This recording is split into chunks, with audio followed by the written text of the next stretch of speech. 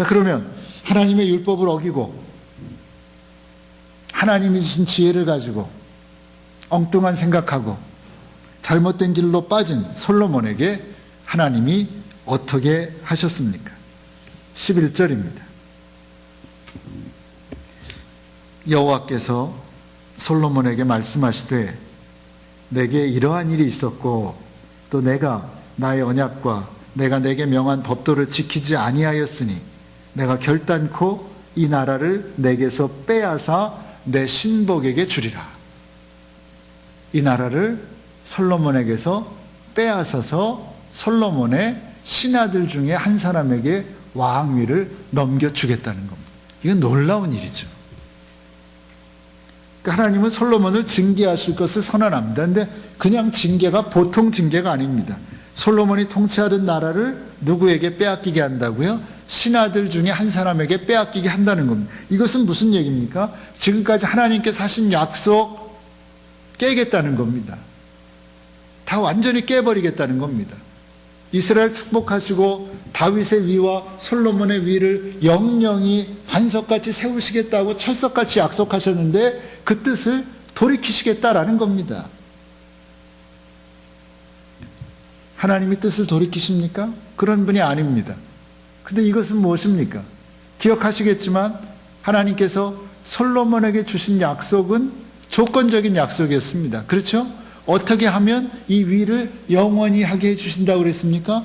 내가 너에게 명한 율법과 명령과 규례를 내가 만약 지켜 행한다면 내 아버지 다윗에게 약속한 그 약속을 너에게도 그대로 행하겠다. 그렇게 조건적인 약속을 했는데 솔로몬이 하나님의 약속을 어겼을 때 그 조건이 깨졌기 때문에 하나님도 솔로몬과 했던 약속을 여기서 끝내버리셨다라는 겁니다.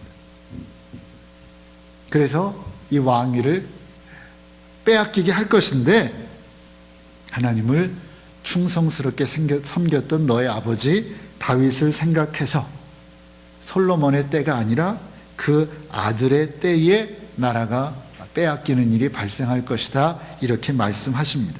그리고 실제로 이스라엘의 분열이라고 하는 불행한 일은 솔로몬이 죽고 난 후에 벌어집니다.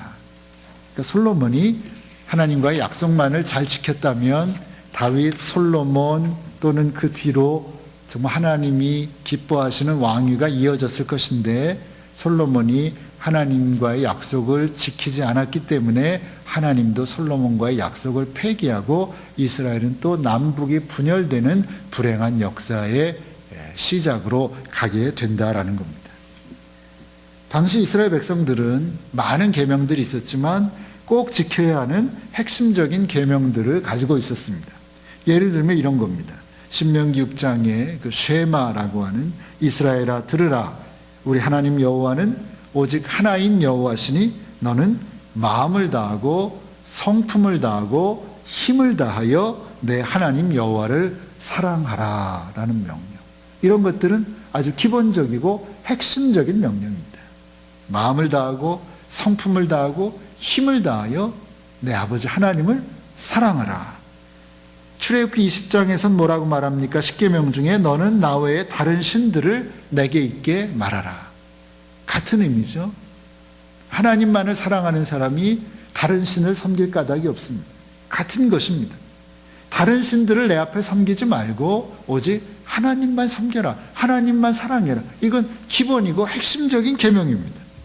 그런데 솔로몬이 그 계명들을 어긴 겁니다. 그리고 그 결과는 하나님의 준엄한 심판이라는 것입니다.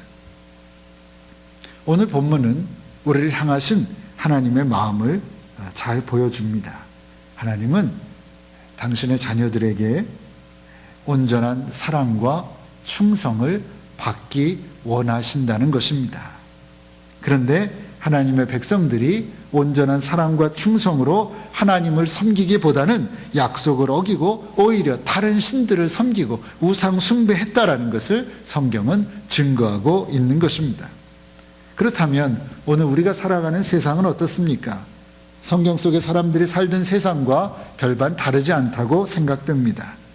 하나님을 사랑하고 하나님께 충성하는 삶으로부터 벗어나게 만드는 우상적인 요소가 우리에게 너무나 많습니다.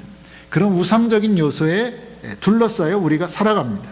그런 까닭에 우리 역시 하나님을 향한 사랑과 하나님을 향한 충성을 약화시키고 빼앗는 우상적 요소들을 경계하며 살아가야 한다라는 것을 오늘 본문은 우리에게 가르쳐 줍니다.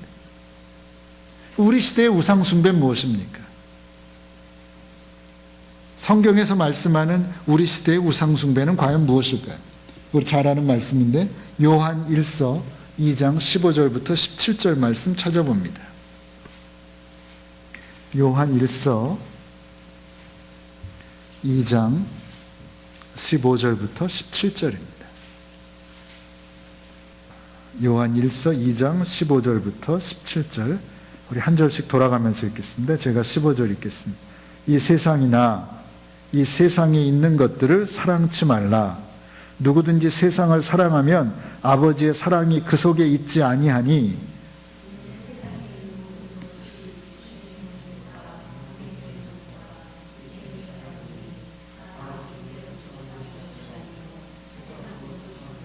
오늘 17절 함께 봉독합니다.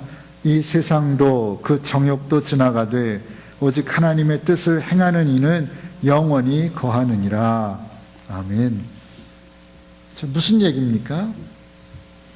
하나님이 아닌 이 세상을 사랑하는 것, 하나님의 말씀, 하나님의 명령을 따르기보다는 이 세상을 따르기를 좋아하고 이 세상의 것들을 더 좋아하는 것, 그것이 우리들에게 우상 숭배다라는 겁니다. 미신을 믿고 점쟁이를 찾아가고 이단에 빠지고 이런 거 하지 않는 것, 그것만을 말씀하는 게 아니고 그건 당연한 것이고, 성경이 말씀하는 오늘의 우상 숭배는 하나님보다 이 세상의 것들을 더 사랑하는 마음, 그것이 우상 숭배라는 겁니다. 바꿔 말하면 육신의 정욕, 안목의 정욕, 이생의 자랑, 이런 것들에 이끌려 사는 것, 그것이 또 하나의 우상 숭배다라는 것입니다. 그런데 그렇게 살면 우리도 결국 솔로몬처럼 타락하게 되고 결국은 하나님의 징계에 직면하게 된다는 것입니다. 솔로몬같이 위대하고 훌륭한 사람도 우선순위를 정하지 못하고 분명히 하지 못하고 자기를 지키지 못하고 이 세상을 사랑했을 때 그렇게 무너지고 타락할 수밖에 없었다라고 하는 사실을 우리는 명심해야 할 것입니다. 신약에 와서 서기관 중에 한 사람이 예수님께 나와서 계명 중에 첫째가 무엇냐고 물었습니다. 근데 예수님이 첫째가는 계명이 이것이라고 말씀하셨습니다. 결국 구약 성경에 있는 말씀의 되풀이고 요약입니다. 마태, 마가, 누가복음 세 군데 다 나와 있지만 마가복음에 있는 말씀으로 읽어드립니다. 마가복음 12장 29절과 30절입니다. 예수께서 대답하시되 첫째는 이것이니 이스라엘아 들으라. 주 곧 우리 하나님은 유일한 주시라. 너의 마음을 다하고 목숨을 다하고 뜻을 다하고 힘을 다하여 주 너희 하나님을 사랑하라. 이것이 첫째가는 계명입니다. 그렇죠? 신명기에서 말씀한 첫째가는 계명과 똑같은 겁니다. 마음을 다하고 목숨을 다하고 뜻을 다하고 힘을 다하여 주 너희 하나님을 사랑하라. 이것이 첫째가는 계명이라고 주님께서 분명히 말씀해 주셨습니다. 하나님의 은혜와 하나님의 사랑이 아니었다면 오늘 우리가 이 자리에 있을 수 있겠습니까? 하나님의 사랑이 아니었다면 오늘의 내가 있을 수 있었겠습니까? 우리는 정말 하나님께 받은 은혜가 큰 사람들입니다. 하나님께 받은 은혜가 정말 많은 사람들입니다. 이제는 받은 사랑에 감사하고 감사할 뿐만 아니라 응답하는 우리들이 되어야 할 것입니다. 어떻게 하면 됩니까? 우리도 하나님을 사랑해야 하면 되는 겁니다. 입으로가 아니라 실제로 삶으로, 내 몸으로, 이 세상이 아니라 세상의 것들이 아니라 하나님을 진실로 사랑하는 삶을 살아야 한다라는 겁니다. 마음을 다하고 목숨을 다하고 뜻을 다하고 힘을 다하여, 그 속에 다 들어있습니다. 마음을 다하고 목숨을 다하고 뜻을 다하고 힘을 다하여 누구를? 하나님을 사랑하라는 것입니다. 그렇게만 하면 됩니다. 그렇게 살면서 힘들지만 우리를 둘러싼 세상으로 향하게 하는 너무나 많은 유혹들이 있지만 그 모든 유혹들을 물리치고 오직 하나님 바라보고 하나님 의지하고 온 마음과 뜻과 정성과 생명을 다해 하나님 사랑함으로 하나님이 주시는 은혜와 사랑 가운데 살아갈 수 있는 저와 여러분들 되시기를 바랍니다. 기도하겠습니다. 하나님, 그렇게 훌륭하고 위대했던 솔로몬도 한순간에 무너져서 타락한 모습을 보였습니다. 저희들이야 어떻겠습니까? 하나님 붙드시지 않으면 저희는 일순간에 무너지는 연약한 사람들입니다. 하나님, 우리를 불쌍히 여기시고 하나님 우리에게 믿음 주시고 우리에게 소망 주시고 무엇보다 하나님을 향한 사랑 허락하셔서 이제는 이 세상이 아니라 이 세상의 어떤 것들이 아니라 오직 하나님만 사랑하고 하나님만 섬기고 하나님의 말씀만 지켜 행하는, 그래서 하나님의 사랑 가운데 살아갈 수 있는 저희들 되게 하여 주시옵소서. 예수님의 이름으로 기도하옵나이다. 아멘.